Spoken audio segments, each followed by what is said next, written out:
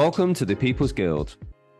Each week we explore the Splinterland universe with guests from all across the mythical land of Praetoria. Join us on our journey as we discuss the evolution of the game, the strategy, the lore, and the exciting path that lies ahead. To support the People's Guild, make sure you subscribe, rate, and review wherever you get your podcasts, and also check us out on PeakD, YouTube, and Twitter. Send your questions, suggestions, and epic battles in our comments through Twitter or email at thepeoplesguildspl@gmail.com. We'll feature the best in our episodes and maybe airdrop you some prizes. Thanks for tuning in and enjoy the show.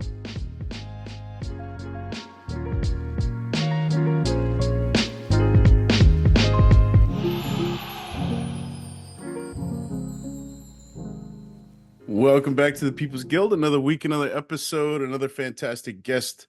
Quick acknowledgement to Aqualis Marketplace. I've seen Crypto Eater tweet out a couple of big shout outs to some folks. Obviously, the market has picked up tremendous pace with conflicts going live this week. Continuing to do cool things over at Aqualis, so give it a check out. So without further ado, we've got a very special guest today. Last time he was on, he was not in the same position that he is today. As of 5-6 months ago, he became the CEO. So we welcome proudly to the show again, Yabapmatt. What's up, man? How are you? Hey guys, thanks for having me on again. Always happy for the opportunity to, talk to the community. I know we do it in the town halls, but hopefully this is like a less formal, way to talk about some different things. And I'm doing good. I mean, obviously there's just like tons of crap going on all the time. And it can be a bit overwhelming, but I don't know. I knew what I was getting into. So, just going through one thing at a time. Nice. Yeah. Thanks for being here, Matt. We were just kind of talking briefly before we got started about how there's like a lot to digest in the town hall last week, but I kind of want to ask you off the bat. I'm always very interested by the like card frames that you guys choose for the town hall. And so yours is like a 10 mana, 5 magic damage, 7 speed, and then you've got is it immunity, dodge, and phase for and 12 health. So I'm kind of like interested like why that skill set? What made you choose that?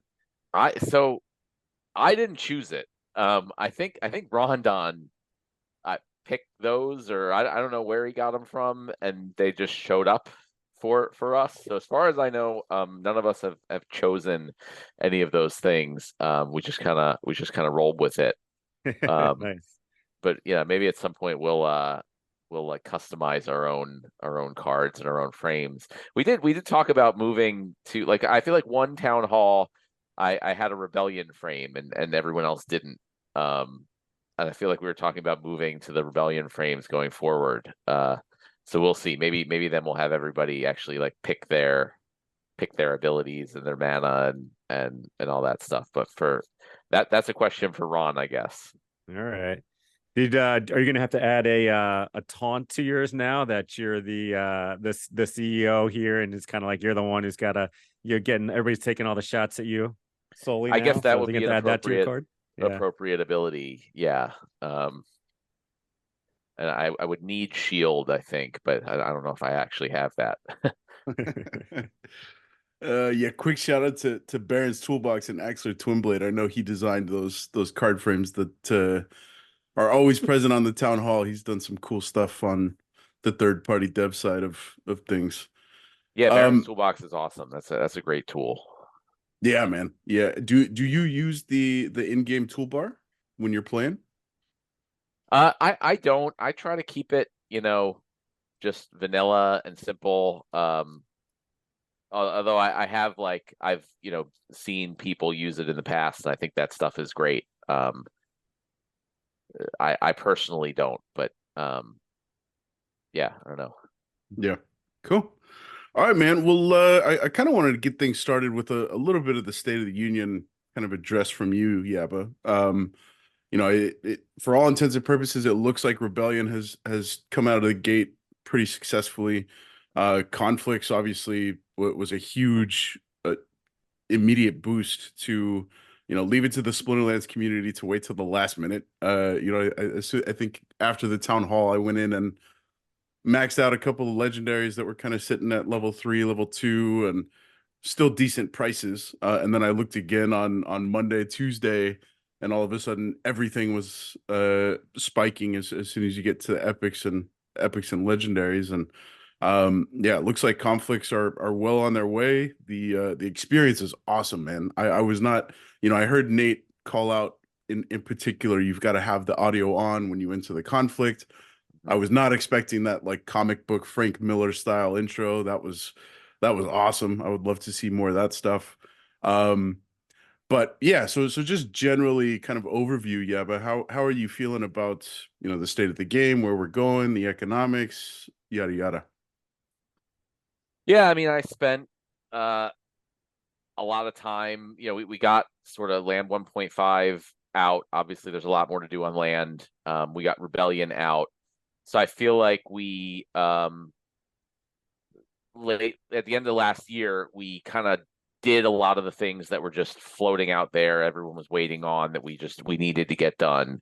And once that was out, we as a company took a step back. We took a break first, and then we sort of took a step back. And instead of just like rushing around trying to get stuff out super fast, we were like, okay, what do we really need to do? What's the next like big thing? What's the way we really like grow this thing going forward? And so that's where it seemed really clear, like for the last year or so or more, we've kind of just been building new stuff for our existing player base, more new cards, more new features, more new sales of things, or whatever it was. It was just all focused on our core group of players who are fantastic. But that's not the way we really like just grow this and take this to the next level.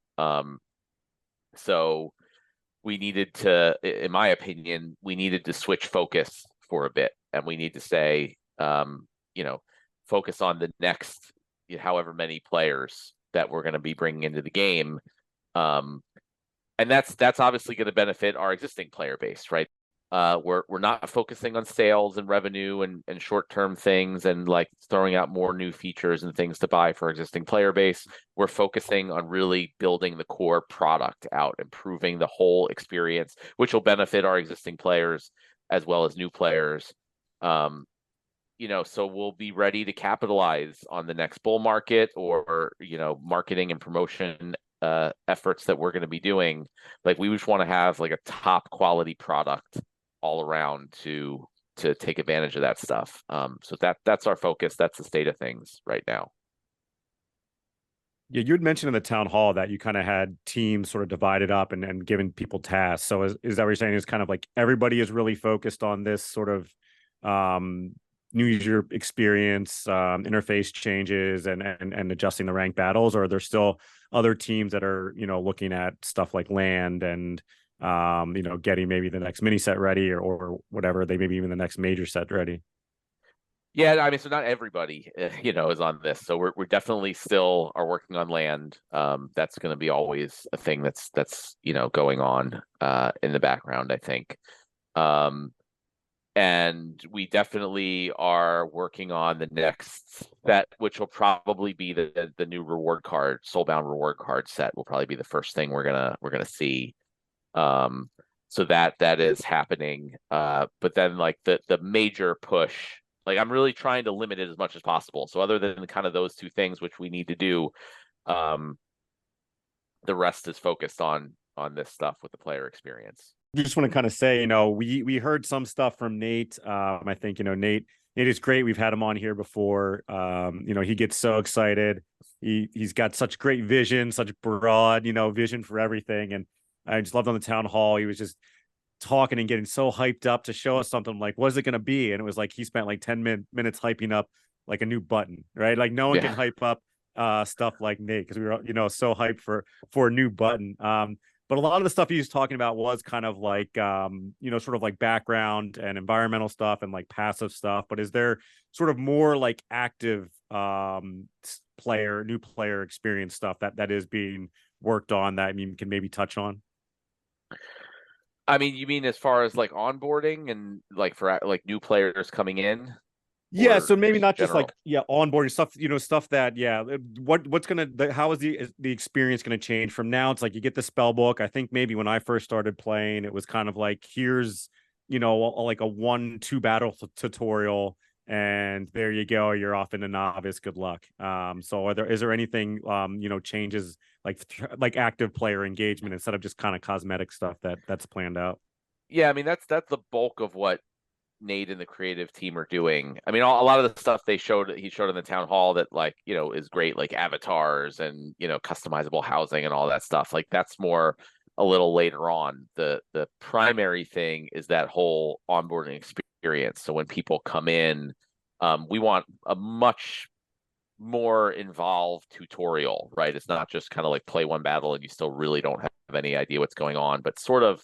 And I think the idea is to make like Novice League itself like just a tutorial, the whole thing, right? So, and that Nate's ideas were even starting with just like it's sort of like maybe even they call it quests or something, just like you put one, it'll tell you to just like put a 1 card battle. So, you start, it's just like, here's how you pick a card for your team, and here's what this card does, and then it can expand to, more cards or whatever. And we've discussed even having like just special cards that aren't actually part of the game, but that are just for the tutorial that can really just highlight like just a certain thing. Like it just, I mean, we may have some, but another issue with the tutorials is if we use actual cards in the game, then over time, as new sets come out, those cards become old and out of date. And so if we just have like not real cards for the tutorial, but just example cards,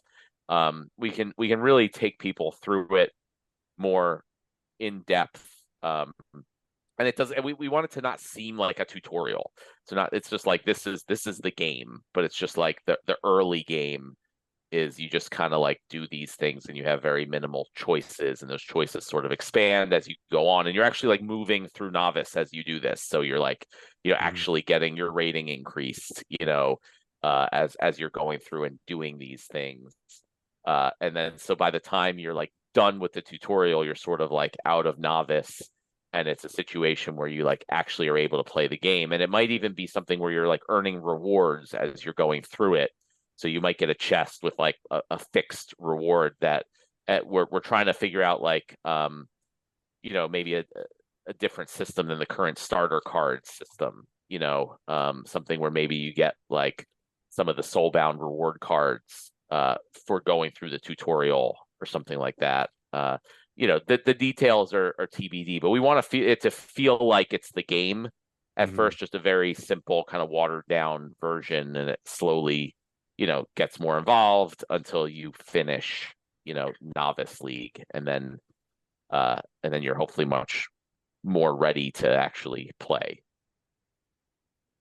Gaming experience, I was kind of able to pick it up quickly, but at first it was kind of a little confusing with everything. And I can only imagine now with all the different rule sets and all the different abilities, there's a lot more in the game now than when I first started playing, So yeah, it would kind of be nice to be like, here, go through these levels, and here's, all your cards just have melee attacks. And like, so like, and here are the abilities: melee, shield, sneak, opportunity even. Okay, now let's introduce some range cards. All right, now let's introduce some magic cards. And like that sort of like progression where you can be like, okay, this starts to make sense where how these things interact, as opposed to, try to put these things together in a cohesive unit where, you've got all these different abilities and different types of attacks.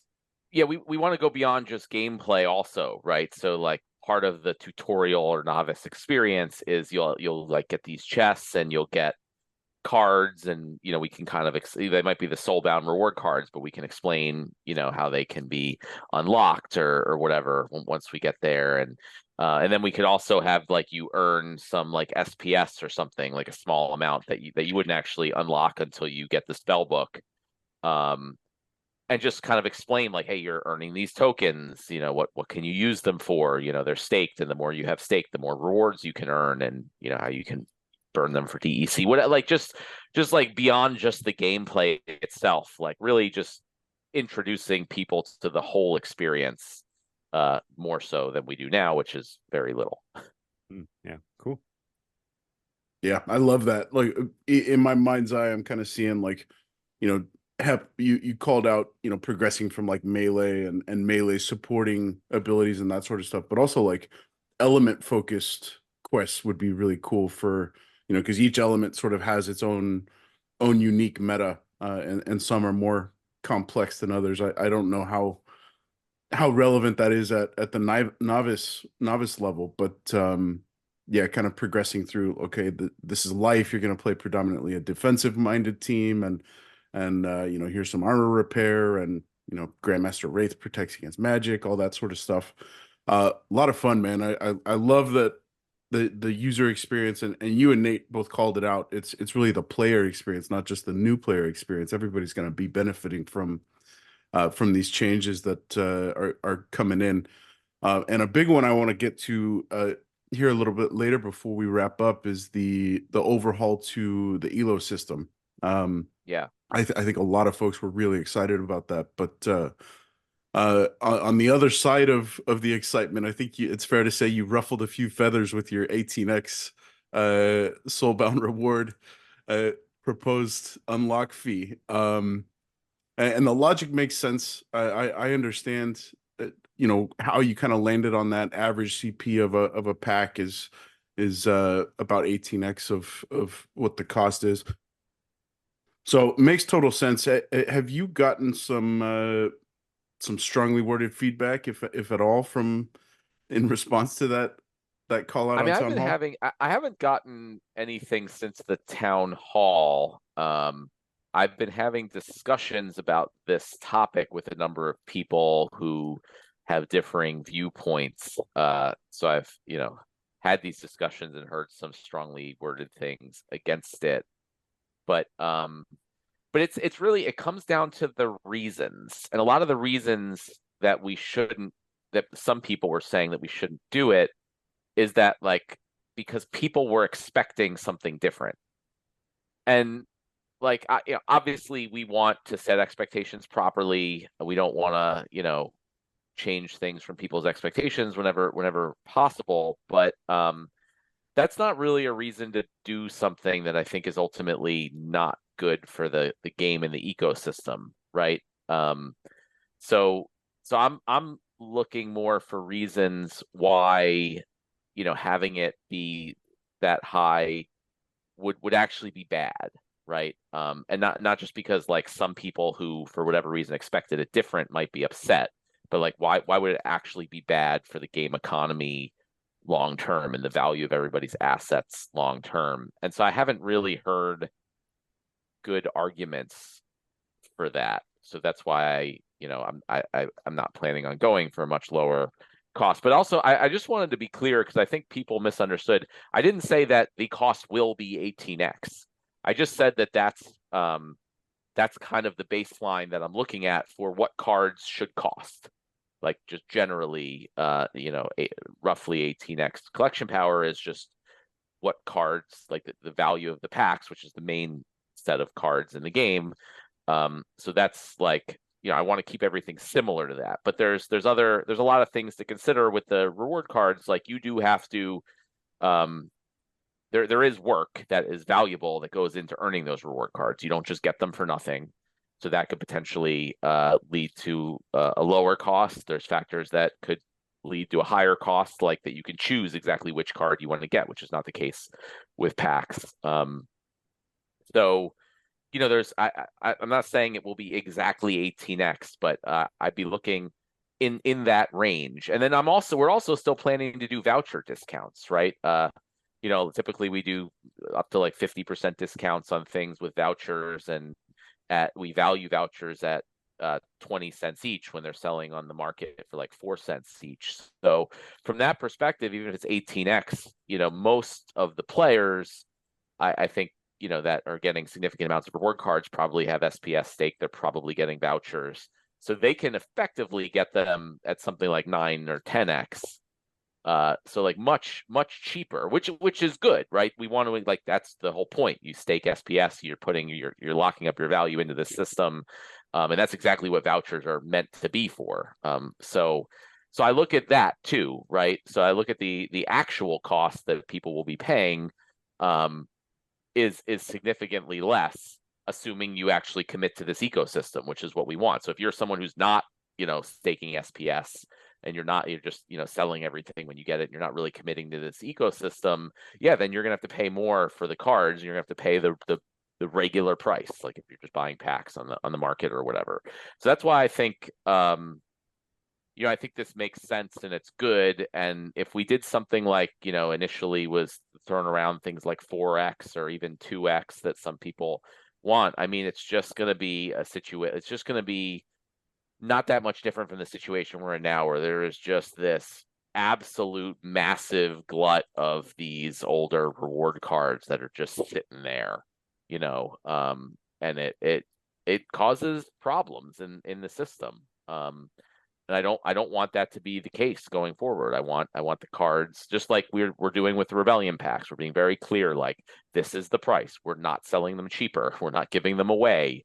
It's that's important in this type of ecosystem. And it's the same thing with reward cards. I want to be like, they are valuable. They're not cheap. They're not being given away. There's not going to be, there might be tons of them out there that people can use in there that are locked in their accounts. But as far as circulating, if you want to have them be, real tradable NFTs like the other cards, you're going to have to pay a reasonable price for that. Yeah, that 18x, obviously you haven't locked it in, but something around that is a great mitigator for the print rates on the soulbound reward cards. And something else that you called out that I found really interesting and kind of a stroke of brilliance on the unlock mechanic is, I think you said something like 6 to 12 months that the cards have a window of being able to be unlocked. Is the thought process of, if I unlock a Max Kulu Mastermind, for example, in that window, is it perpetually unlocked, or is once it gets sold, does it soulbound to the new owner? What does that look like in your mind? I mean, yeah, currently we were thinking you unlock it once and it's unlocked. A lot of people did have very interesting ideas of you could unlock it for one transfer, right? That would obviously cost a lot less if we were to do something like that. I think that gets complicated though. So I mean, the idea is that, these cards are going to go out of print, right? There's going to be a new set coming out at some point. And so at that point, it makes sense to allow them to be tradable, because then people will otherwise would have no way of ever getting them, which I don't think is good. So the idea is you would pay it, it'd be unlocked, but it wouldn't just go on forever, because the way I see it is like whatever the unlock cost is, let's say it's 18x, you get like half off with vouchers, it's around 10x, effectively. I mean, that's going to be the price of those cards in the market, basically, right? Because if anyone's paying more than that on the market, then people will just, bots or whoever will just start unlocking cards and sell them until the price gets down to basically to where it's not profitable to do that. So the price will just kind of stay at that level. And if we allow people to just unlock those cards whenever, then that will always be the case, right? Whenever, if any time there's more demand for those cards, then people will just unlock more of them, and the price will never move. And I think the whole speculation around cards and kind of cutting off the supply at a certain point is good, and that's like one of the fun, exciting things about this game. You get these limited supply cards, and you try to get them early, and the ones that are good, that you think are going to be popular and valuable. So if we give some time, like it'll be, let's say 6 months or whatever that you have to unlock these cards. So for those 6 months, the market price will be that flat amount, whatever it costs to unlock them. But then after that, the ones that are unlocked are unlocked. Any ones that aren't unlocked can't be unlocked again in the future. So the supply is fixed at that point, and then there's nothing keeping that market price there. So then it can go do whatever it wants to do, based on supply and demand mechanics, which I think is good. And I think that's what, again, is one of the fun, exciting parts of this whole game and experience. So that's what I look to do with these cards too. Yeah, you'd mentioned all the different kind of proposals that were out there for these cards, and shout out to Dave McCoy. I know he was kind of trying to work with a lot of different people to kind of figure out what the right balance was. And you kind of like negated at the end where you're like, no, it seems like you're saying like this is going to be a team decision, not a DAO decision. And I kind of want to touch on that a little bit. Like, what do we need to have more clear guidelines between like what is going to be a decision by the team versus what the decision is going to be by the DAO? Like, if the DAO had proposed, we're going to do this at 2x and everybody voted for it and passed, like, would your hands have been tied, or would you have stepped up and said, no, like this is a team decision. We think this is, the best, what's best for the game and for the community is going to be at this higher price. I mean, the guidelines, I think, have been clear since we started the whole proposal system, but maybe they warrant, rehashing or just reminding everybody that like anything that's not specifically the SPS voucher or licensed token is ultimately the team's decision. So that the DAO is very clearly manages those tokens, and the team runs the game, and we have a mutually beneficial relationship, obviously. So we take player feedback, and if 2/3 or more of the staked SPS token holders want something, we take that very seriously. But ultimately, all of those things will be up to us, and we're not just going to go ahead and do literally anything that they vote for. But again, like that's a pretty strong signal. If that much staked SPS is saying to do something, we need to have a real good reason to say no. And I suspect like those wouldn't have passed with 2/3 of the staked token holders, just because I feel like our big token holders and the community in general, like they're smart, and they typically they typically won't push things through that are really like bad things for the ecosystem ultimately. But we'll see. Feels like the past couple of months we've seen a lot of proposals. I know you kind of made a joke in the town hall about Nate showing some stuff and whether there should be an SPS vote on whether what he can show in the town hall.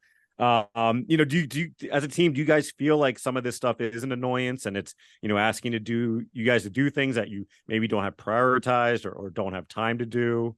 And kind of like not sort of like a multi point question here, like for those sort of things that do involve the game, like should they be submitted to you guys first, and you guys should be able to say, hey, here's how much time or how many man hours this might take, and here's where we might be able to fit it into the schedule before you guys vote on this. Know that, hey, no, this isn't going to get done for a while, or even go so far, we discussed it on here, and I think you kind of even touched on this in the last town hall too, where if we're asking the team to do stuff, should the team then be charging the DAO and saying, here's how much this is going to cost, because to help kind of create more of that separation between the DAO and Steemmonsters Inc. Yeah, that's a big part of where Claiborne comes in, right? And I think we're still figuring that out. So I agree, like there was all of a sudden this big rush of proposals, and I certainly wasn't in the loop for a lot of them. And we need to be more, obviously. So that's something we're figuring out. But yeah, that's part of his position and role in the DAO, is to help organize between the company and the community, and for those things. And yeah, you're right. I mean, like there was this proposal passed, I think, for this like sushi swap bond thing. And that is unfortunately creating a good amount of work for us is like, yeah, I mean, going forward, we're going to need to kind of plan a little bit more. It's not just the DAO can just say, okay, we vote for this, and then the team is going to just drop everything and start doing all these things. So I think there does need to be some more communication and understanding about what's involved, who's going to do it.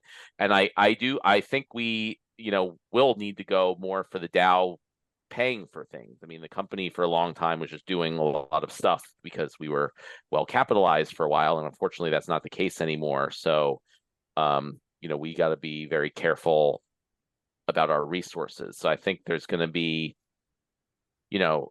more proposals like we did for Rebellion, lower dollar values, but like a lot of the things that the company is doing that really just benefits the DAO more directly. Even something like this card burn event that we've been talking about, we're planning or trying to do, like, that's nothing that brings in revenue for the company or whatever. It's good for the community and the assets. So that's something I expect we'll ask the DAO for some funding for. And obviously it's up to the community to decide if they want to do that. But that's what we're going to need for a little while, is we're going to need some help from the DAO to cover our expenses for some of these things. It's a great call, and it's a no-brainer, really. Especially when the DAO starts overreaching a little bit. I think one of the example proposals that jumps out in my mind is the no bot modern. I think the team did a really good job of coming back and saying, okay, this proposal has passed. It's going to be X amount of time before we're able to implement. I think it would be very fair for that follow-up to include here's a ballpark of expenses that are tied to our resources that we're expending to implement this proposal. And it's a great use of funds from the DAO, and like you said earlier, everything should be mutually beneficial. We're ultimately working, the DAO and Steemmonsters Inc. working towards the same end goal. Yeah. Cool. Well, we've got the first conflict system, or first conflict in the new conflict system underway. We alluded to that a little bit earlier, and we kind of kicked off the show talking about how subsequent rebellion packs have started spiking a little bit again. You came out pre-rebellion drop with I think most would agree, a pretty conservative hope of achieving 1.5 million pack sales. It looks like we're well on our way to hitting that goal. How are you feeling about just the conflicts? I'm sure that you got a little bit of a glimpse before things got rolled out, but just in general, how are you feeling about the conflict system and state of rebellion? Yeah, I mean, I love the conflict system. That was shout out to Nate, because the whole concept was his idea. So I think it's just a really much more interesting, cool, fun, better way to do the whole airdrop thing that we do. So yeah, I've been very excited about that since I first heard about it. But I also didn't know how the community would respond, when it was live. I was wondering if, we always, with the other airdrops, we've always seen kind of a spike in pack purchases, like right before the airdrop cutoff, and I was like, well, there's not really as much of a cutoff anymore. So are people gonna care? I don't know. Are we just gonna be missing out on the spike in sales, which wouldn't necessarily be a bad thing, because as I've said, like, I don't want people buying packs unless they actually want the packs and the cards. So my hope is that's still the case. Like, I don't want to just be like, get all these people to buy all these packs for these other things and then just have a bunch of packs they don't want and then they dump on the market later, like we saw with Chaos Legion. But that being said, the spike in Rebellion pack sales was way more than I ever expected. I feel like we've had like 50,000 packs sold in the last like 3 days or something, roughly. Just kind of crazy, to be honest. I wouldn't have said we would have done even half that much. So people are excited for the conflicts. We're going to see how the first one goes. And I think hopefully I've been clear that, like, we'll tweak things if things need to be tweaked. It's hard to know, with the minimum guarantees exactly how many cards are going to end up being printed. But we're gonna follow this closely and then, adjust things as we go forward with the conflicts. But I hope that it keeps being this exciting and fun and interesting, and drives interest in the set and the cards, and not just to just buy it and flip them, but like hold and keep them and actually use them in your collection throughout this whole time period. So I'm super happy with how the whole thing's going. I'm a little annoyed because I didn't realize I had put a bunch of my gold foil Rebellion cards on land. I was just doing the autofill thing, and I didn't realize, even though they have the 50% penalty, some of the gold foil legendaries and stuff still have a lot of production. So I was like, crap. So now they're, on their 3-day cooldown. But it is what it is. I wasn't prepared. But yeah, it's been really exciting, and I'm just really happy with how the features turned out. Yeah, I love the mechanic of rewarding the players for holding the cards, and the way that it works out. I don't have a max Rebellion set, getting pretty close, and therefore I'm going to be subject to receiving almost a max guaranteed copy of this opening conflict card Rage, which is nice. Yeah, it's a stroke of brilliance, man. It's so cool to be rewarded for just participating, holding the assets, not playing the markets, and you're essentially being rewarded in game for having these cards through, being able to play, strategies that only exist within Rebellion, and therefore earning better rating and SPS. You're more competitive in brawls, you're more competitive in tournaments, and then you're being rewarded again through this new airdrop system. So, yeah, the utility that has become a reality with conflicts to these NFT cards is just awesome. So kudos to Nate and Cryptomancer for delivering a what looks like, at this, it's very early days, but it does look like a successful and very cool new system to deliver those airdrops. Yeah, and I also like that you can buy cards or packs off the secondary markets too. That's a big thing. Like we're generally, with the game, going in this shift of, instead of just trying to get as much revenue and as much sales into the company as possible, just trying to get as much money value into the ecosystem as possible and into the assets. So this pretty much embodies that, right? We've seen the market volumes more than double, I think, recently, because of this. And so it's just like, it's not just, people buying packs from the shop. It's more value and money just coming in everywhere, right? And everybody's benefiting, not just the company. So yeah, it's just really great. Yeah, I was looking at the markets a little bit today, and yeah, I mean, I think it's, like you're saying, it's driving a lot of volume in the market. But if you look to try, like, there's some commons and rares, and even some epics I was looking at, that if you wanted to get a max copy, you can't get them. There's not that many cards available on the market right now. And a lot of cards. I mean, I wouldn't say, I didn't look at every card, but more than half the cards I did look at, of like, maybe like 20, 30 cards. There was maybe some just had barely enough to get a max copy, and others were, there was a lot of commons where you're like, yeah, you could maybe get to a level 8. So yeah, it seems like if, the more people want to start people like, me, like I bought, a couple hundred packs right off the bat, but I'm like kind of slowly, buying more packs and buying some of the cards I want. But, there's going to be cards where, more people are doing that. You're not going to be able to get those. You're going to have to be buying packs. Right. And so that's like a really, really great thing for the company. And it really shows like how well, like, this mechanic seems to be working and how well people are adopting it.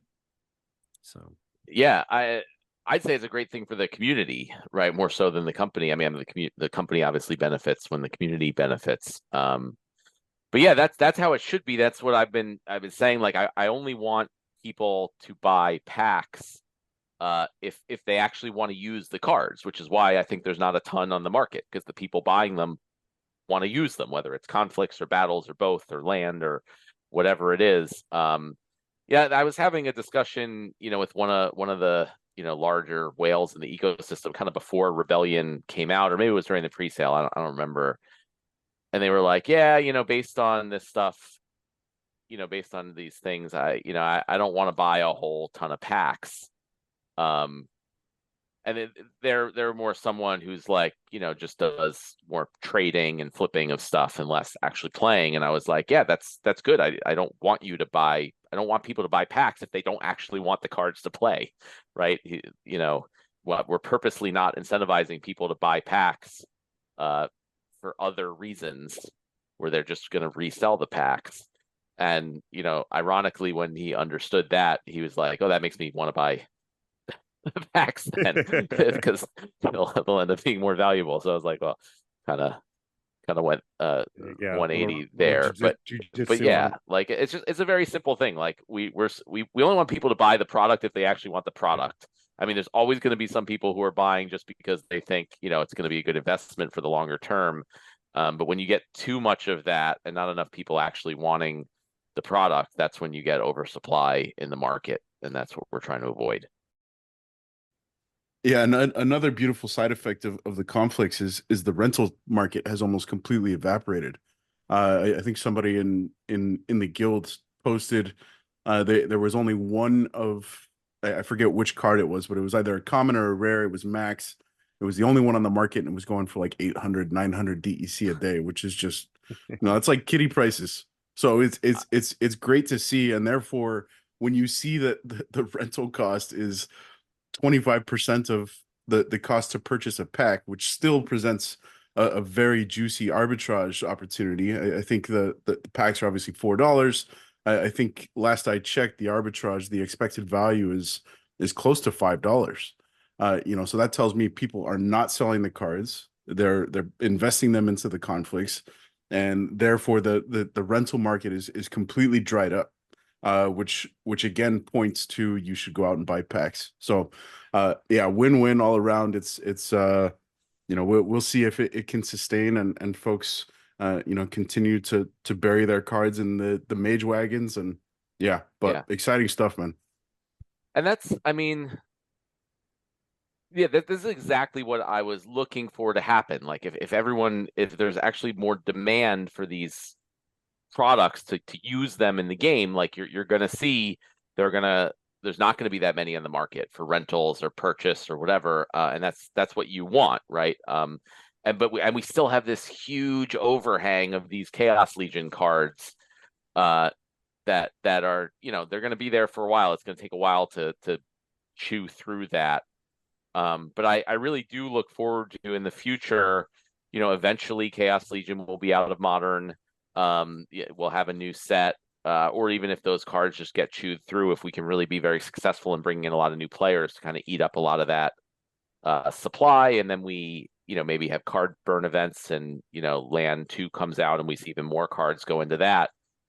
Like I just try to imagine how cool this ecosystem would be, where we really have an undersupply of assets rather than an oversupply. I mean, it looks like late 2021, early 2022 is what I think, right? That's what we saw. That was the last time we had a big undersupply of just assets in general. And I'm trying to get back to that, but it, you know, it takes a while. Yeah, that would certainly be, you know, an interesting thing to see. People starting to say, "Oh, we don't have enough Chaos Legion cards in the ecosystem right now. Like, we need all these. You know, we need more for Land and stuff like that."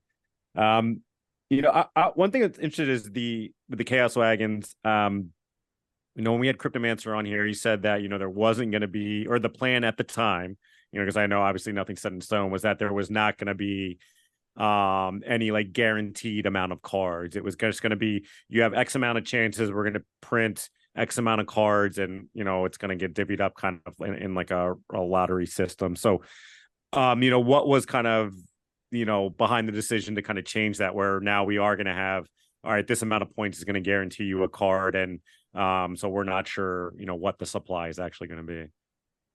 Yeah, I mean, I always prefer to have that guaranteed amount, right? I just think it's, you know, we always have some of the RNG, some of the luck factor, right? You could just get one chance and you could get a card, you could even get a gold foil one. And I think it's good to always have that, like, that chance. You always have that someone who posts like, oh man, I got an amazing thing for very little, and then everyone gets mad at them. You know, that's part of what these things are about, and that's like good. The people who bought like one plot of land for like $50 and like flipped over a keep or something, right? Yeah, exactly. So like that stuff happening is good. It's exciting. It's part of this whole experience. But the flip side of that is, like, you know, some people can get really screwed. and that's not good. So I think the minimum guarantees is sort of the best of both worlds, right? Everybody has a chance of getting that big score for little, little put in, but like if you're really going in a lot, you're not getting screwed. Like you're guaranteed you're going to get a decent amount. So I always want to have something like that. And like when we were first designing and building conflicts, it was even before Rebellion came out. So like how would I even know at that point? Like there was no way I could pick an amount. Like we just could be totally off for the guaranteed amounts. And so I was like, I can't do that. I can't take that big of a risk. And we were originally like trying to put conflicts out like in December, like shortly after Rebellion went live. So I was like, well, I can't forecast this that well, and I don't want to take a risk of like way over producing the cards or whatever it is. So, but once it ended up getting pushed back to January, which I think was really good because the team needed a break there, and it gave us more time. And then I was able to look and see, well, this is how many packs were sold. This is how many we're selling on average every day.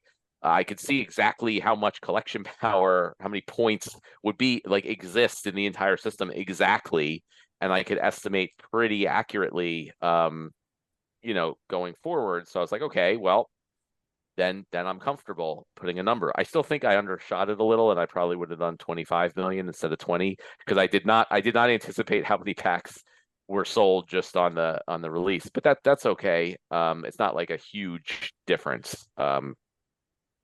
So, and we'll, the future ones will be adjusted numbers, right? So that's not all like in the previous airdrops, it would go an increasing number of packs that you would need. It's going to be the same thing as we have more and more cards and packs in circulation for future conflicts. It's going to require more to get that guaranteed amount. But that's why there was the change, because originally we had no information, no data, and we couldn't pick a number appropriately. But now we had over a month, and I was pretty confident that the number was close enough, and I'd much prefer to have that guaranteed amount in there. Yeah, do you have an idea, Yaba, what the increase from conflict to conflict is going to look like? And I hadn't considered this in that you would be, obviously as a result of participating in the conflicts, if you've got a max rebellion set, you're going to get pretty darn close to having a max rage copy, which can then be, kind of rolled over into subsequent conflicts. Is that going to be enough to kind of counter the difference and therefore encourage, maintaining the airdrop cards that you receive, maxing them out, and then staking them onto an additional wagon? Yeah, that's hard to say. I don't know. So on the one hand, it's like there's more of these more cards and packs in circulation every 30 days, obviously, as people buy more. So, from that perspective, you would need more to get the same amount of cards. But also, as more packs are opened, we can airdrop more of the cards, right? Because the airdrop cards are ones that like sort of weren't included in all the previous packs. So I don't know if, the fact that we can add like, we're shooting for like around 4,000 rage cards. We should be able to do more of the next card than 4,000. So that might offset the fact that there are more things in circulation. So maybe it would make sense to keep the guaranteed amount the same. I don't really know. So I don't want to say for sure until we're like close to. I'm gonna wait till like we're very close to done this conflict and crunch all the numbers and then figure it out, shortly before the next conflict starts, because if we do it too soon, we just run the risk of getting it wrong. As far as the remaining conflicts go, I'm thinking back to Chaos Legion, and I think we talked to Cryptomancer about this. We definitely talked to Joey Breaking Benjamin about this. The idea of, with Chaos Legion, for example, it wasn't until maybe a week before I forget what number airdrop it was, but Immortalis, for example, I remember distinctly somebody on the team saying, "Oh, we're still finalizing stats and yada yada." and then the airdrop was finalized and delivered, maybe a week later. And I think both of those guys, Cryptomancer and Breaking Benjamin, have said specifically that trying to move away from that and trying to have everything designed and finished well in advance, and therefore, not playing to the current meta at the time of the airdrop, but at the, when you're looking at the full set of Rebellion, designing these cards to be kind of supplemental and complementary, all at once. So that being said, do you have any insight into where the creation of the rest of the airdrops is? Yeah, it is a totally different situation than with Chaos Legion. With Chaos Legion, I was pretty much doing most of the things in the game. And we were just like scrambling to get more people into the team and help take things over. And, servers were crashing and like things weren't working. And, we were going crazy, and it'd be like, oh, we need an airdrop card. Crap, go quick, throw some stats out. And then how quickly can we put it out? It's a totally different world now.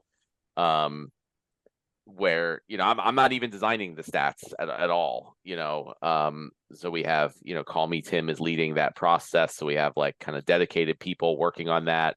We're way ahead of the game. We're very ahead of the game for Rebellion in general, and yeah, so they've already been planning. I don't know if we have like finalized stats, but they have all the airdrop cards planned, already.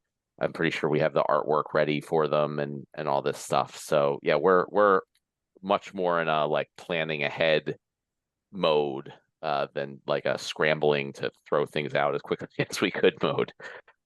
I remember you calling out that you wanted to move back to a place of summoners being more akin to the power that came with the Untamed set versus I'm not going to try and quote you, but you said something to the effect of we turned the dial down a little bit too much with the Chaos Legion legendary summoners, and you would like to shift a little bit closer to Untamed.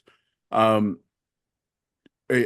we to expect tactics and dual elements as part of the legendary summoner batch for Rebellion? Yeah, I think so. I think that's the plan. And that's how we're going to make these summoners stand out with these new things that we didn't have in the past. But yeah, I know there was tons of controversy with Llama and Yodin and all these things. And in some ways they might have been a little too extreme, but like that stuff also is like really good and exciting for the game. I think you don't want it to be a situation where it's like very unbalanced and you totally like can't win without those cards. Splinterlands naturally kind of takes care of that a lot with the rule sets and everything. Like you literally just can't use a card every game like you could in Hearthstone or something. But it's also like exciting, right? It's kind of very boring if all the cards are like very perfectly balanced and none are like the really good, exciting ones. Like when you open that gold foil Yodin in a pack, man, like that was a big deal, right? And I think that's important, and I want to get to that. Like where there are some cards that we want to make sure they're not like crazy, like it's auto win if you use this card, but they're good and they're strong, and you want to have those cards. And when you open those guys in a pack, like it's exciting, and it's real awesome. So I think that's a really important thing, and it is a difficult balance to strike. But I think, yeah, like I said, I think we might have been like a bit overboard with Untamed. We went a bit the opposite way, with Chaos Legion, I think, because we, once burned, twice shy. So I think we need to go back towards that. But ultimately, I'm leaving that, like I said, to Call Me Tim and that team to do that. And I'll put in my 2 cents here and there, but that's about it. Nice. Yeah. I don't know though. We said that about like the Siblis, and when he first came out, it seemed a little underwhelming. But then with some of those, like especially with the Coastal Sentry, some of the Soulbound cards, all of a sudden, you see that Siblis is being played a lot. So and in some instances, like it is as powerful having that card as like a Yoda or a Llama. And Immortalis, I think definitely is up there. In the Wands Out match where it's magic only. who's playing any summoner but that, if you have the option, right? I don't think I've ever seen, if you see if Earth's available and you can play it, if the person doesn't play it, that means they probably don't have it, right? So Well, that's how we balance, which is, I think, like, I guess I'm surprised other games don't do this more. Like we don't. I kind of realize, like, we don't need to go and nerf cards, right? We just add new cards that are like specifically kind of made to combo with them, right, and synergize with them. And it's a really good way to, to nerf cards without changing the cards, right? You add new abilities or new things that sort of help counter the ones that are too powerful, and then you add cards that synergize with ones that aren't seeing enough play. I think that's a great way to do it, and then we never have to go back and like change card stats, which is obviously a very sensitive topic.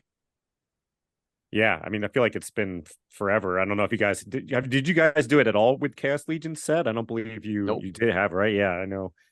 Yeah, it's funny that, like you said, I was even thinking this today because there are some Chaos Legion cards that I typically play at gold level. There's still some Chaos Legion cards I keep finding that, maybe I only had them at a silver level for whatever reason. And but I'm using them more. So like an example, like the portal spinner.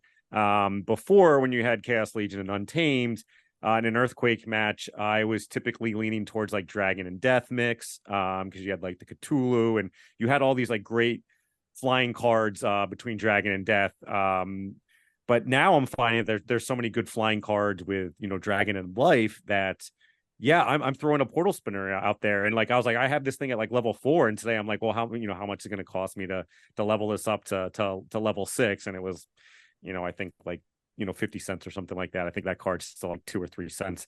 So yeah, it was like real cheap and really easy to do. But I mean, I'm pulling those cards out that I never really thought I'd use, had never really used before, and now I'm using them all the time.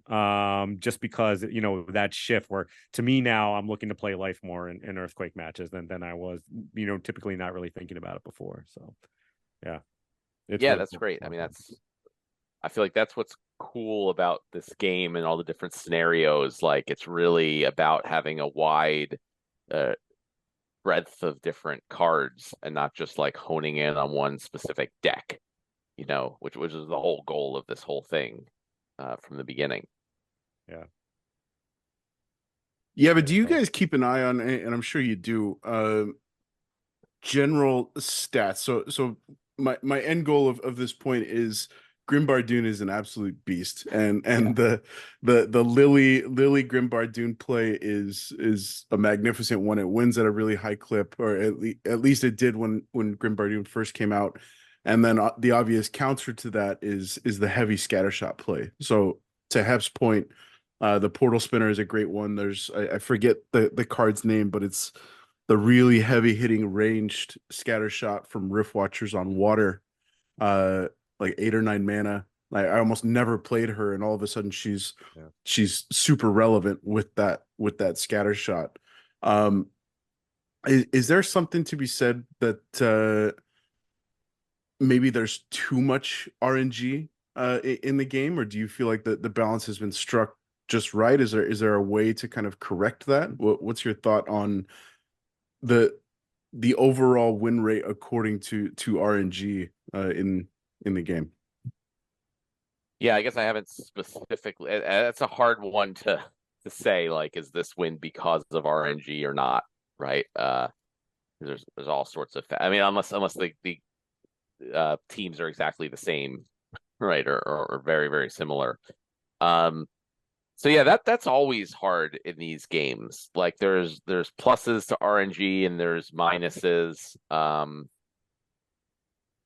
I don't know. I don't have an answer, although sometimes I feel like there's too much RNG, probably when I lose to it. Sometimes I like it.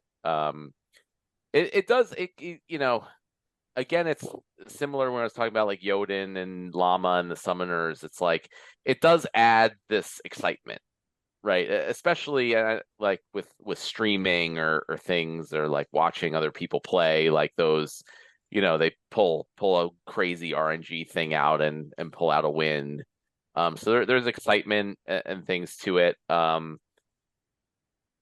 obviously, yeah, you don't want to have too much. If it's too much RNG, then it just becomes a totally random game and it's not skill based. So, do we have too much? I don't know. That's hard to say. It's a very subjective thing, but it is something we try to be pretty cognizant of, like not just throwing too much in there. I mean, we've even had ideas for like one of the things I've always wanted to do is add new attack types to the game. We sort of did that in a way with no attack and making like with weapons training and making that more of a thing. It's like a fourth attack type is no attack. But yeah, I like even just having something other than magic ranged and melee. And I was thinking of like some type of RNG based attack in the past. But I ended up throwing that idea out because I was just like that. I think that just gets too much in RNG. So yeah, I mean, I don't know. I don't have an answer like yes, we have too much or too little or just right. I don't really know, but it is something we're like real cognizant of. Yeah, is there any talks ever about adjusting it or kind of doing away like so people will talk all the time. You'll have a 50% chance to land something and 8 times in one match it doesn't land, right? So is there a way to weight it where like in a certain match if it doesn't land within the first like 2 or 3 times and the chance actually goes up to 75% instead of 50, or is that just going to be like that's way too hard to kind of program into the game and would cause way too much like like way too many hassles to code that and make that happen? I haven't thought about that. I don't think it would be too hard to code. So it's not an issue of like difficulty coding. It's an issue of do we want to actually do that and make the randomness not actual randomness? Is that better or worse? I don't know. Make the randomness like less random at a certain point, yeah. right? Yeah, but the next time you play Dr. Blight and he fails to stick the affliction poison after, round 10, maybe you should revisit that consideration. Yeah, no, I mean I hear you. Randomness is a bitch. Yeah. Well, cool, man. Yeah, I'm super excited about the year and what's to come. We didn't get a roadmap per se, but we have. I think the community was left with a pretty good sense of where things are going. One thing that was left out of the town hall almost entirely was land, and I know you've been adamant in saying you want to move away from 1.5, 1.6, all the way to 3.0 and these big landmark releases and instead embrace kind of the iterative, here's the grain LPs, here's land surfing, here's kind of piecemealing the releases of land out as the team has these particular pieces ready for production. So omitting, I don't think it was deliberate, but omitting land from the town hall conversation, that wasn't a slight at land, right? It's not moved completely to the back burner, and I think you alluded to this earlier that it is not, but it'd be good to kind of hear your thoughts on maybe timeframes and where things are at with delivering the rest of the land.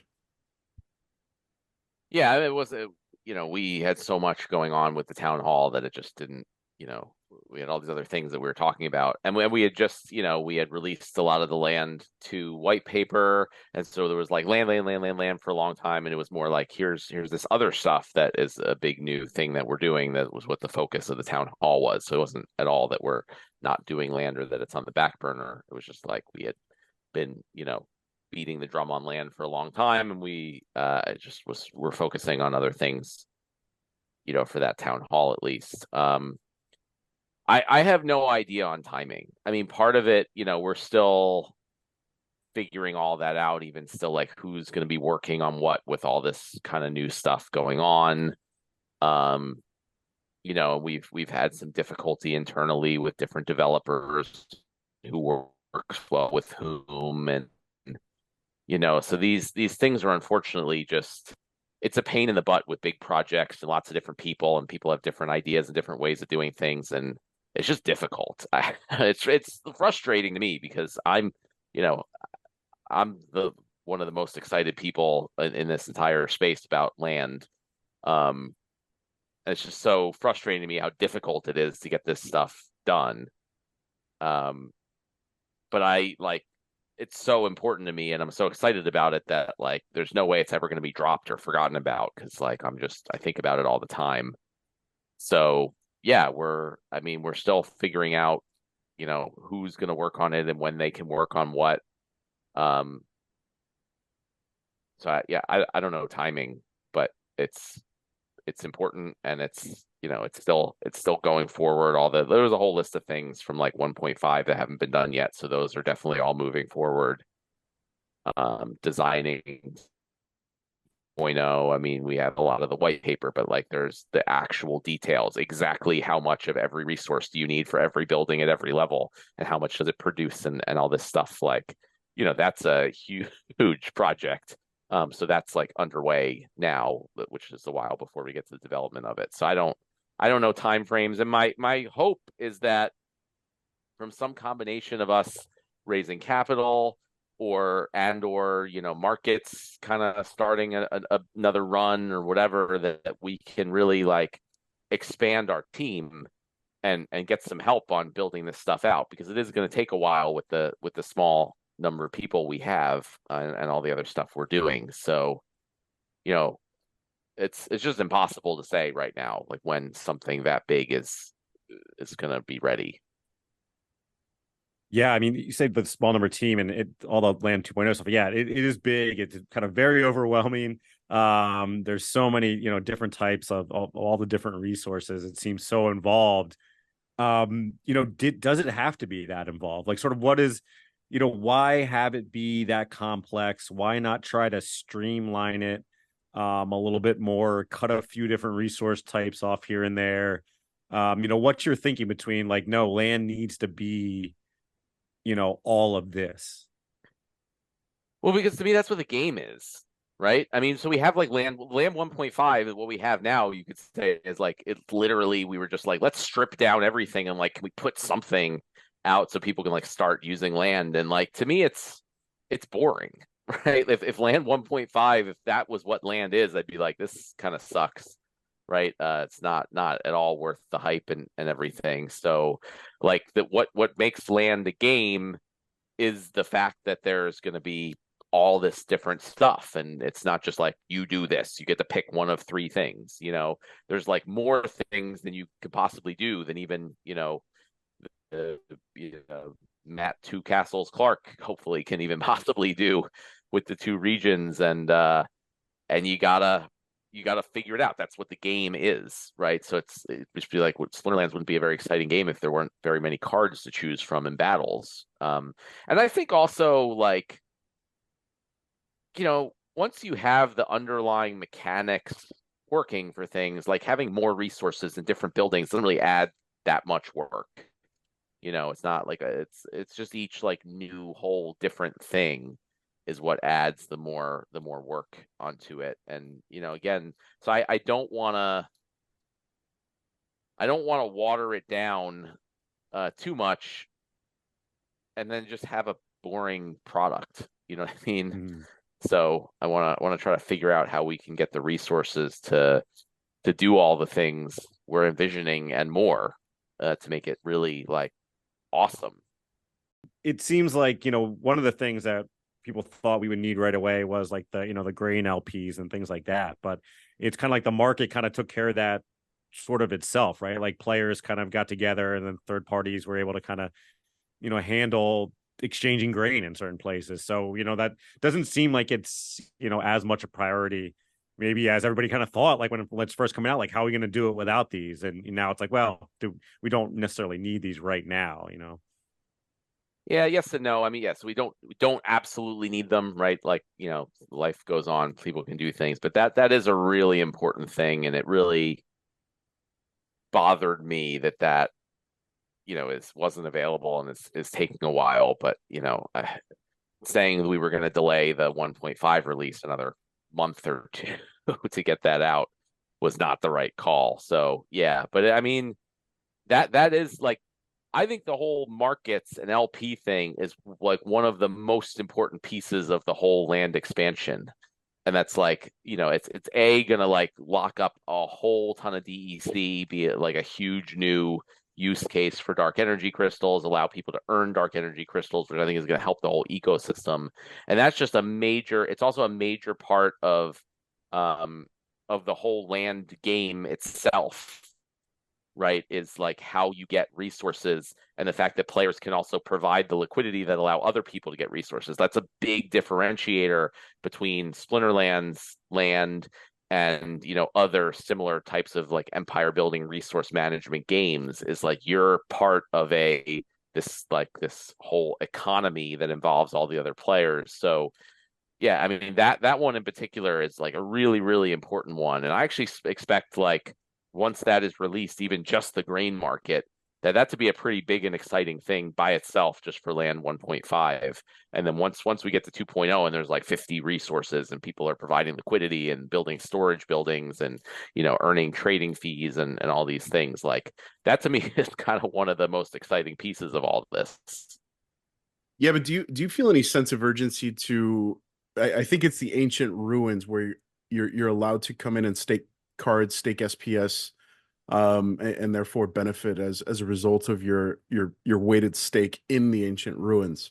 Do you feel any sense of urgency to kind of prioritize that? I mean, we watched, on the heels of 1.5, the advent of Rebellion coming out, we watched SPS damn near 3x and hit close to 4 cents, and it sustained for a couple of weeks, and it's since I think I checked a couple of hours ago and it was down to 2.2 cents or something like that. And I remember distinctly you saying, the flywheel is still a ways off. I think it's fair to say that you called that correctly. We saw, kind of glimpses of what the flywheel could look like. We saw a whole bunch of folks kind of going in and burning SPS for DEC when it was close to that 4 cent mark. But the next real utility, as far as I know, for SPS is going to come with the ancient ruins. So therefore, back to my question, do you feel a sense of urgency to kind of prioritize that as providing that additional and I would say necessary additional utility to SPS? Yeah, well, I mean, so anything that provides more value and utility to DEC provides more value and utility to SPS via the burn mechanism, right? So that's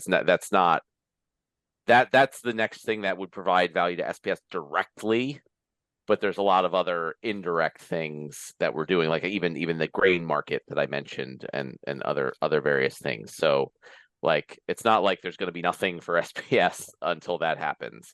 But that being said, like that is a really good one of the things that like we could do before the whole rest of land 2.0. Like there could be a first phase of the ancient ruins project where people start utilizing their research and SPS and cards.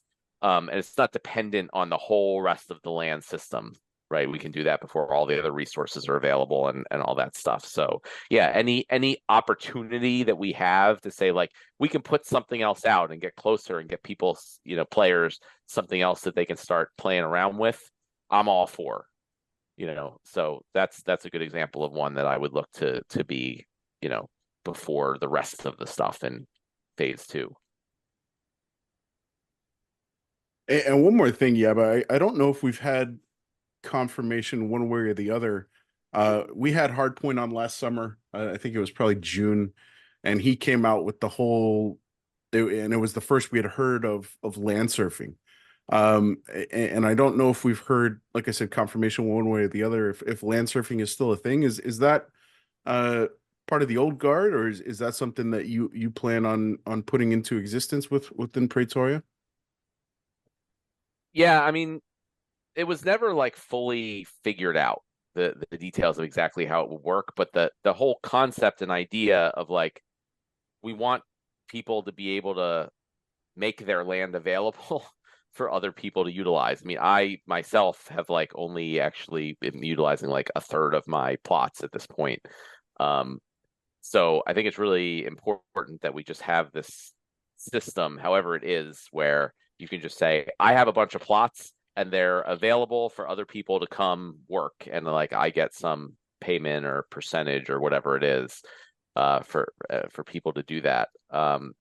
We have a bunch of other things we're working on first, so that's why we haven't heard about that. So once kind of those other things are done, or closer to done, then we're going to look at like how can we make that happen. I don't want it to be like a huge project that we do that like delays everything else. So it's like, is there a way we can do this in a more quicker, easier thing that we can get out that just allows these like unused plots to start being used?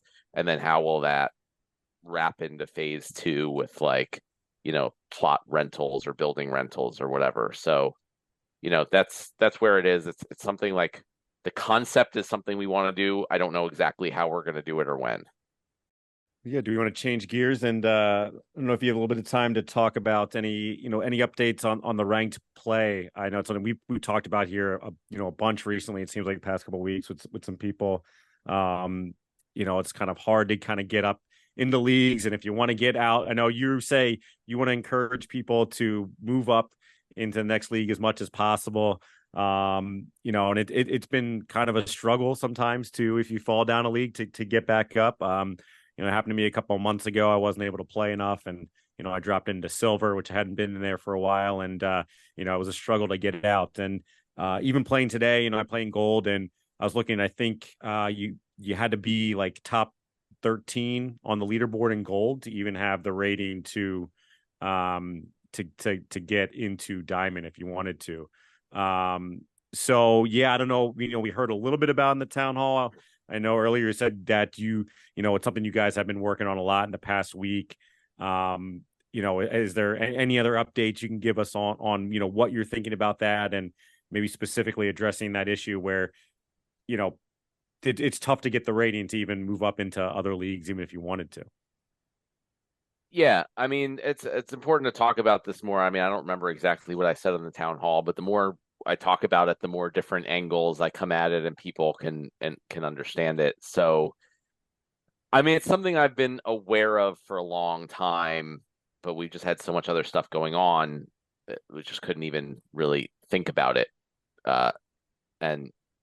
There's just fundamental things that are wrong with our ranked system, and like they just.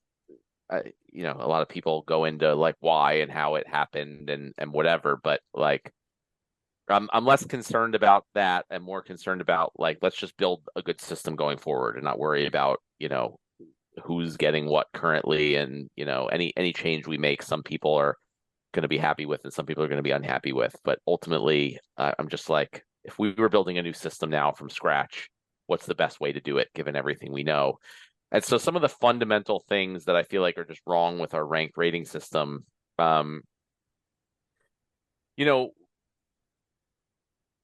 is this whole idea of like people sort of being able to like choose their leagues, right? So you choose to stay in bronze, and then the whole point of a rating system, like the rating system has like one point for its existence, and that is to match people up properly. I mean, that's all. That's what it's for. That's why you have a rating system. It's so that you can match people up with good opponents for that person, right? And any time you kind of mess with the rating system, you let people choose, like even though they would normally move up into silver or wherever it is, but they can choose to stay in bronze, then your rating system is messed up, right? And then you're matching people up incorrectly. So your rating system is not doing its one job. And that to me is the ultimate underlying problem with a lot of what we're seeing in our ranked battles, is that our rating system is manipulated to the point where it's not doing its one job properly. So when new players come in, they're getting matched up with, top bronze bots or whoever it is that have max level cards for bronze and like perfect strategy. And that's just a failure of our rating system, right? So these are things that just, in my opinion, that just have to be fixed. I mean, there's no way the experience can work well when our rating system that underpins the whole thing isn't working well. And in order to do that, it's not just one simple change. Unfortunately, it's kind of a major overhaul. Like, for example, the rating system, it's not only that, like, people shouldn't be able to, like, choose to stay in a league. They move up or down in the ratings. But we want it needs to always be better to move up in the ratings, right?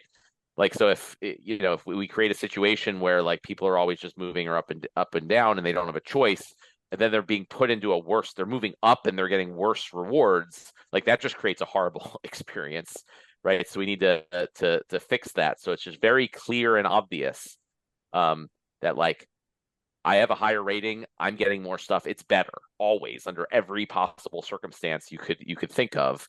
And then, like, we have the situation where bronze people can only get matched against bronze people, right? Because of the card level caps and everything. So, if you're at the top of bronze, you should be getting matched at people in low silver, right? Because they might be the people in the closest rating to you. And that's the whole point of the rating system, is to make good matches. But we have these, like, artificial cutoff points that make the rating system and the matchmaking inefficient. So that's why I'm like, we need to get rid of those artificial cutoffs, and you should just be able to get matched against the closest person to you in rating, no matter what league they're in or any other things. And so then we also need to get rid of the card level caps, right? Because it's not fair. Like, if you're in bronze and you get matched with a silver person and you have one level cap and they have a different level cap, it just doesn't work. So all these things, like these just artificial limitations, just cause the rating system to be broken.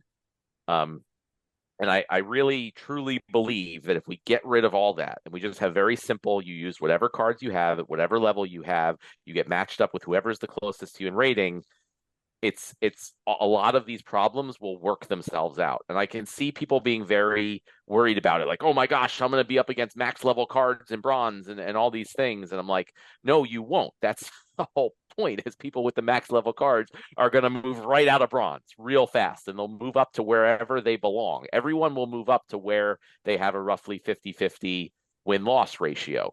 And that's how it should be. So if you're in bronze or silver, whatever league you're in, you should be matched with good opponents, right? So maybe they have higher level cards than you, but they suck at the game. That's fine. That's still a good opponent, right? It's an opponent you have, a 50-50 chance of beating. So it should just kind of naturally work itself out. And if there's no incentives to stay lower, then people will naturally just move up to wherever they get to that 50-50 thing. And then the next key part is once you get to that point, you get to this point where you're winning 50%, losing 50% on average, so you're not moving up anymore. Then there's two ways to move up from there, right? You can get better at the game. So with your current cards, you're able to win more matches because you're fielding better teams. Or you can also just go buy more cards. We have this weird situation in the game now where we have people who have the max level cards, say for bronze or whatever league they're in, but they're just not good enough to still win and move up. And they have no way, they like zero option or chance or way, like they just can't do anything. And that's like so wrong on so many levels.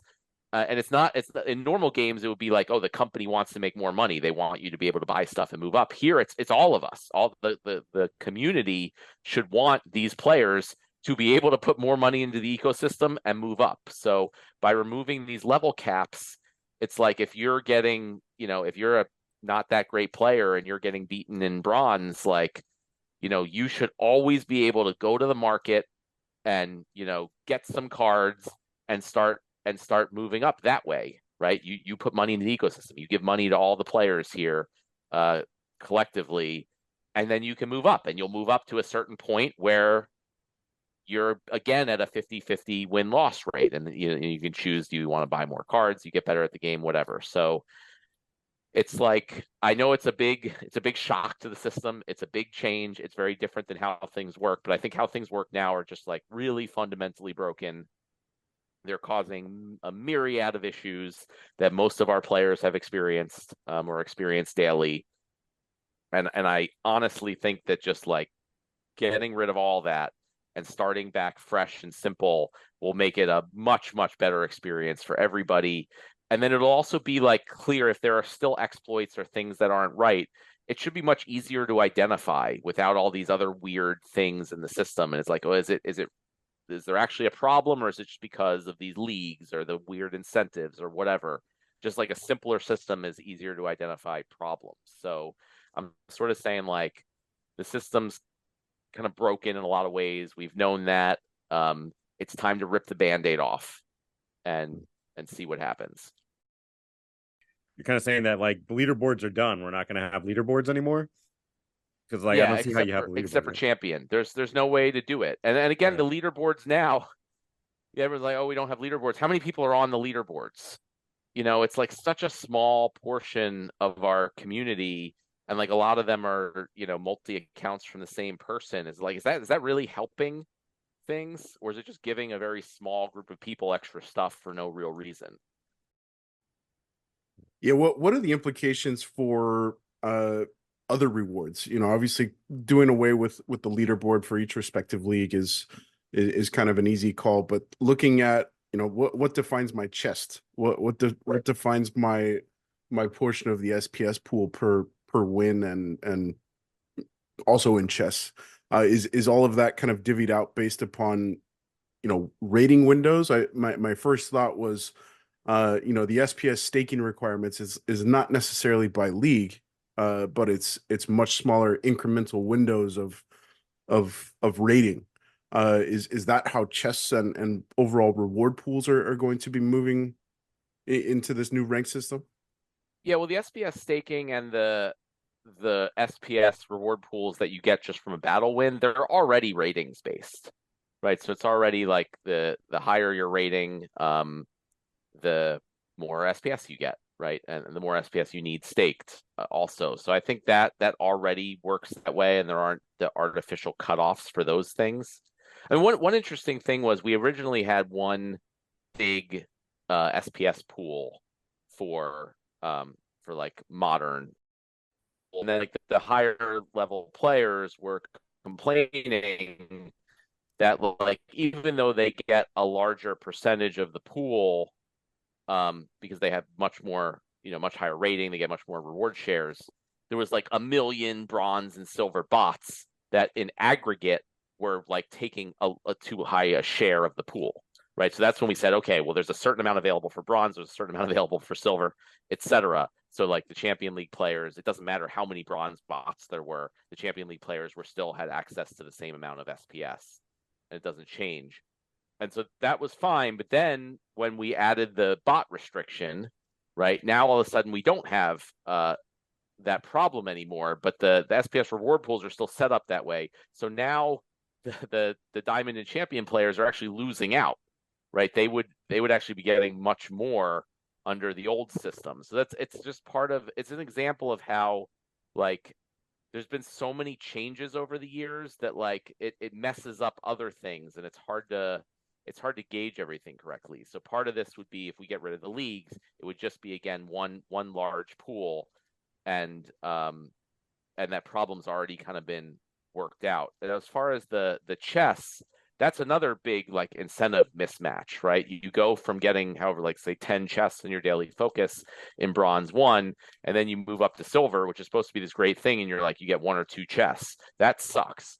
That seems like a crappy experience. So that's exactly like the team has been brainstorming a lot of really cool ideas for how to change that. So I don't want to say yet because I don't know what we're going with, but it should be the case, however it works, that when you go up from bronze to silver or silver to gold or whatever it is, you're just obviously getting more. It is just clearly 100% better. There's no way to possibly say like it's worse. So whatever it is, like some like thoughts and ideas are like you can earn up to 10 bronze chests, and then you need the next threshold of reward points turns one of those bronze chests into a silver chest, and then once you turn all 10 chests into silver chests, they start turning into gold, etc. So it's like you never get less. It's always more, and there's other ideas too, but that stuff is going to be changing as part of this with that in mind. So just like it's just very simple. Higher rating equals more stuff. clearly and in every situation. One concern I have for this is sort of, the rewards. I know you say you can earn more rewards with, the higher your rating goes, but you've got to win, right, to get those rewards, regardless of your rating. And as someone who does stay in gold, because that's sort of what I'm comfortable in spending on sets, and can do pretty well there, and can have maybe over 60% win rate, over sometimes around 70% win rate a lot of days. I think mine was like at 74% or something today. I was looking at it. Going to something where it's going to kind of force me to top out and get to be at that 50% win rate. Well, that's a lot of SBS that I'm not getting, because I'm now at a 50% win rate instead of a 70% win rate. And I'm at the point where honestly I'm buying ECR every day, because I feel like my SBS rewards are so good. I am buying 20 to 25 ECR every day to try, not every single day, but most days when I can have time to play a lot, which is maybe like 3-4 days a week. And so, like, I'm burning deck to get the ECR, because I feel like those SPS rewards are great. But the equation kind of changes some if now I'm at a around a 50% win rate, where I might have to go up against someone like B Jangles, who's clearly a worse player than me, but has the max deck. So that's kind of like one of the concerns I have. Well, that's exactly the thing, is it should be clearly better for you from an earning standpoint, right? So yes, you have a lower win rate, but you're at a higher rating, right? So the rewards, like the increase in the rewards you're getting, should outweigh the fact that you have somewhat fewer wins, right? Okay. That's I think you're describing a big part of the problem right now. Like if you have a 70% win rate, then someone else has to have a 30% win rate, so you're probably getting matched inappropriately, right? You're getting matched against opponents that are weaker than you, but you're able to not game the system, but the way it's set up is you're able to stay there and keep getting matched against people you shouldn't be getting matched against, because they're really not good opponents for you. Does that make sense? It does, yeah. I mean, and sometimes it's just the nature of the liquidity of matches, in gold, right? Like it sometimes is matching me up with someone who's maybe in gold 2, as opposed to gold 1. Yeah. Yeah. So right. But so if we open it up, if you have that high win rate, right, you will move up. You will move up in rating. You'll be getting more rewards. And so, I mean, if you're not, then we haven't done our job properly, right? But the whole point of this thing is you shouldn't be like, oh man, I'm moving up. That's bad for some reason. That should be great. And you should move up to somewhere where you're at a 50-50 win rate. And you should be like, that's good, because it's better than where I was. I'm getting more, even if I have fewer wins. And then you should be like, okay, well, how do I keep moving up more? Right. And you can, if you're in gold or whatever, you might be limited. Maybe right now, you have the max level cards that you can have for gold league. So you might not be able to move up more. Right. But now you could say, well, you know what, I'm in gold, but I'm going to go get a max level, whatever, Grimbarden Smith or whatever I need. And that's going to help me. Whereas if you already had, you couldn't do that now. Like a max level 1 wouldn't do anything more than a level, whatever, 6 or whatever it is. So, I agree. It's something it's to be concerned about. Is it going to work well? But if it works the way it's intended to work, it should clearly be better for you. Okay, that's good. Sorry, Beach Angles. I just had to throw a ribbon there for you too. I was just joking. Mm-hmm. Yeah, I was sitting on the pine watching B Jangles win at 85% clip in the most recent brawl there, bud.